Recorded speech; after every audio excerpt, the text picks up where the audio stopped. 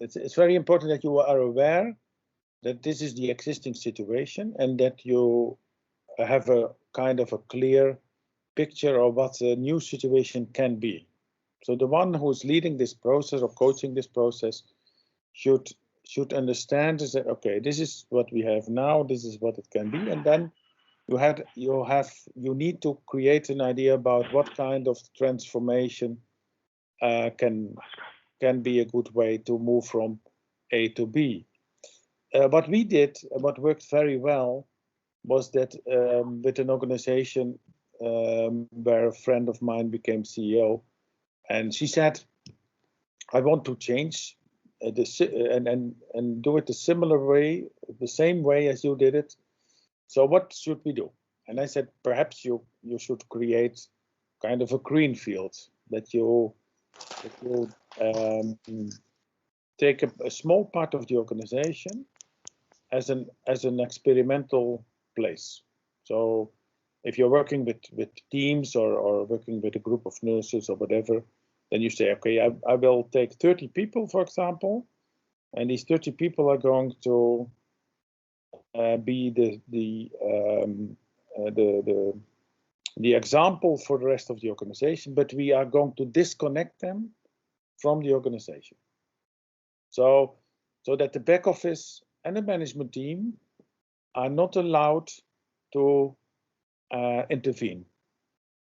And of course, you need to have an idea what these 30 people are going to do. So with these 30 people, you say, okay, what are the most logic routines in your daily work?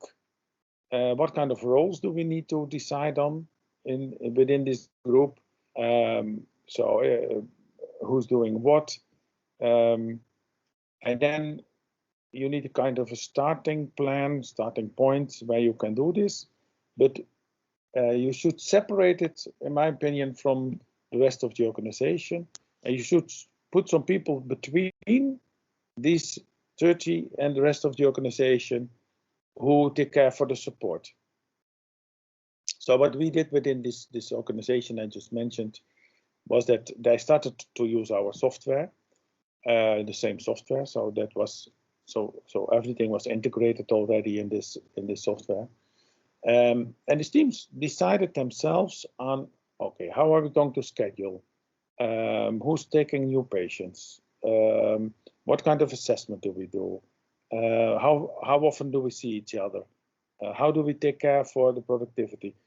All these things were at the start were discussed, and then within a few months, these teams showed that it was quite easy to do it this way.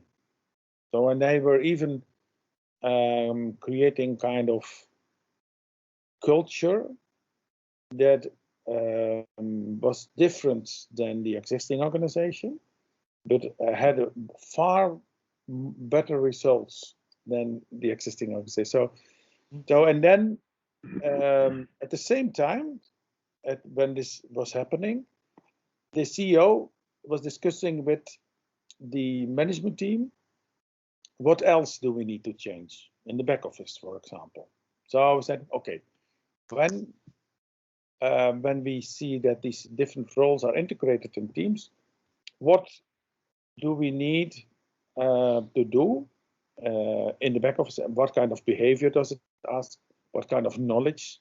So then they made a plan of, because it was quite a big organization, and at the end, 70 people left the organization. So they were not needed anymore in the back office, but they left all voluntary. So this process was all the time, okay, it should have a purpose, what we're doing. So we're doing this because we want higher quality. We want more attractiveness for workers. We want more contribution to society. So the goals, the purpose of this change, transformation was very clear for everybody. And then people for example, people at the HR department said, if this is better for everybody, then we should find another job. And they were supported in finding another job. So there were no problems with the union, for example, because with the transformation and when jobs are lost, then the union has a say in it.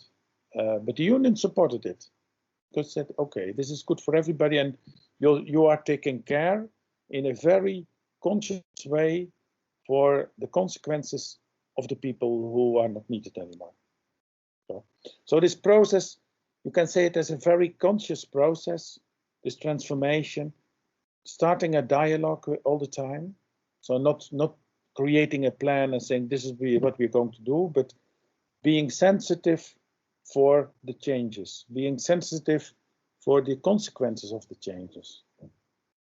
So, and then listening, very important, not pushing, not saying, okay, this is what we're going to do, but no, being sensitive and wise and say, okay, and when people during this process has a kind of a problem, listen to what, take all the problems seriously and try to find solutions for it.